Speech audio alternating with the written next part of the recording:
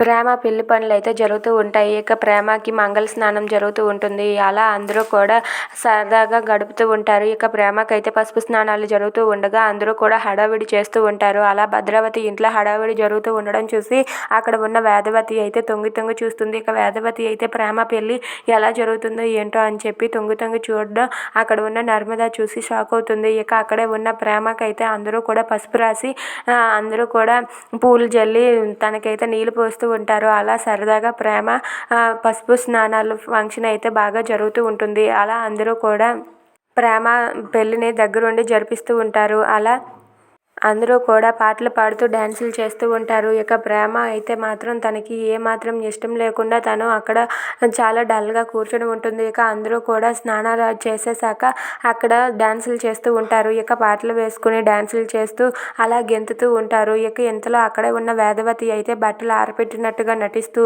అలా ప్రేమ వైపే చూస్తూ ఉంటుంది. ఇక తొంగి తొంగి చూస్తూ ప్రేమను చూస్తూ ఉంటుంది. ఇక వేదవతి అలా చూడడం చూసి భద్రావతి అయితే అక్కడికి వచ్చి అక్కడ ఉన్న చీరను అయితే మొత్తం కప్పేస్తూ ఉంటుంది. ఇక అడ్డుగా ఒక చీరను వేసేసి నువ్వు ఈ పెళ్లి చూడడానికి వీల్లేదు అని చెప్పి భద్రావతి అయితే వేదవతికి వార్నింగ్ ఇస్తుంది. దాంతో వేదవతి షాక్ అయ్యి అలా ఉండిపోతుంది. Please subscribe our channel.